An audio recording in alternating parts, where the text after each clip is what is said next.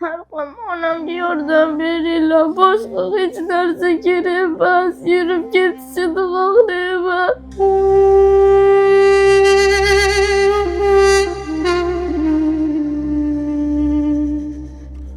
Aziz vatandoshlar, mana shu ikkita go'dak qiz otasiz katta bo'ldi. Keling endi onadan ham ayrilib qolmasin.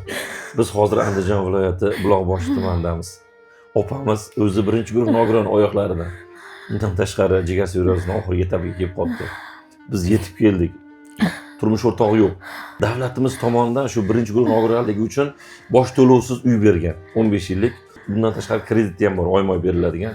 Hozir bu tomondan unga ham qarz olib kirib qo'ygan, bu yoqdan jigar seryoz, ikkita qiz, uyda erkak kishi yo'q.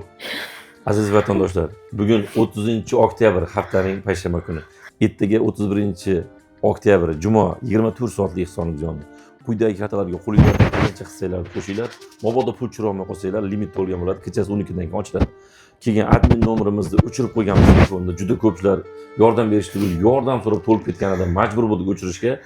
Agar ehson qilmoqchi bo'lsangiz, o'shani Telegramga yozsanglar, bu oilaning lokaziyasi bilan telefon nomerimni beradi. Bemalol kelib ehsonini qilib ketaverasizlar. Yana bitta 8886 nomerga umuman telefon ham qilib yurmanglar, Telegramga yozib yurmanglar. U faqat Rossiyadagilar uchun ulangan. Mashina ham olib qo'yishimizga to'g'ri kelib qoladi. Bunga ham yozaveryapsizlar. Bu o'chirilgan nomer, iltimos, uni bezovta qilmanglar. U nomerga kartalar ulangan.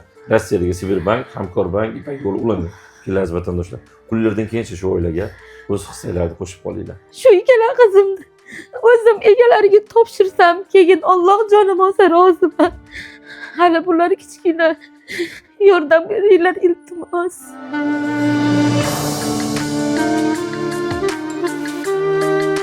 Onamga kim yordam bergan bo'lsa, ehson bergan bo'lsa, ularga, bizga birni bergan bo'lsa, ularga mingni bersin. Ularga hammasiga rahmat aytaman. Hayot davolanib ketsa, bir umr duo qilaman sizlarni.